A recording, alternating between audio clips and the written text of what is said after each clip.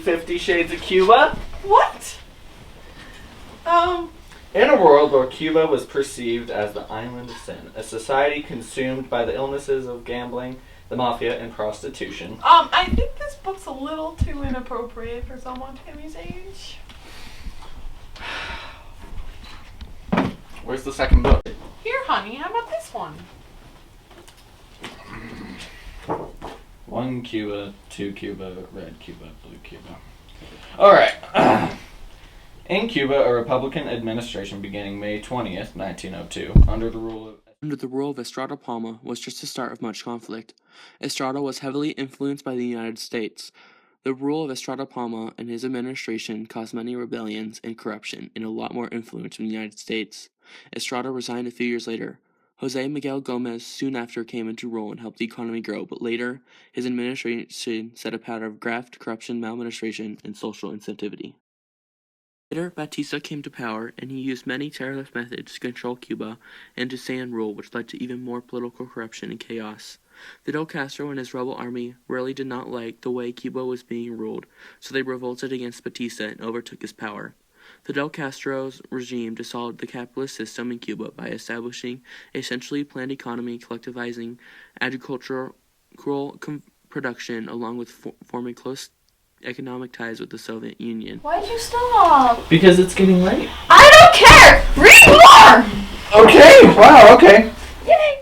The Bay of Pigs invasion basically was a total mess.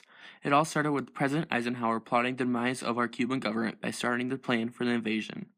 Then, who comes along but Mr. Big Shot John F. Kennedy, who approved the plan and had around 1,400 Cuban revolutionary exiles sent to a training camp by the CIA to come and overthrow our government.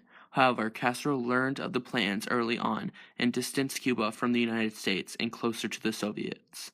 However, Kennedy decided to hit the ruin everything button with the baseball bat and made a few key, stupid decisions that lost him the battle in 2 days.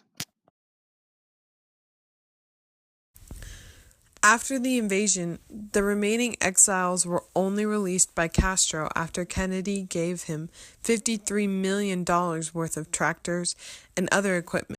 Are you ready to go to sleep yet? No. But I said no! Continue. Oh, jeez.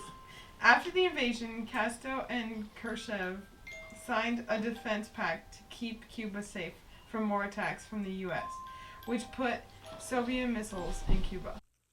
Kennedy found out about the missiles, and for some reason, they were worried about offense weapons being only 90 miles away. After speaking with his advisors, he decided to make a good decision and put a naval blockade in a place around our country to keep the missile out instead of blowing everything up, which was nice. Wow, did it work? Did we all die in a nuclear winter? Obviously not. This is why you were held back. After 13 days, the chairman Khrushchev sent Kennedy a letter that was very emotional and all like, "If we stop, you have to stop, so we both don't ruin everything." We didn't do much. Cuba was just kind of caught in the middle of two fighting superpowers. Khrushchev eventually stopped hyperventilating and sent a second letter that was a lot more official, but Kennedy ignored that like your mother does when I try to have a conversation with her. In short, the world didn't blow up and we all lived, so, yeah, yay.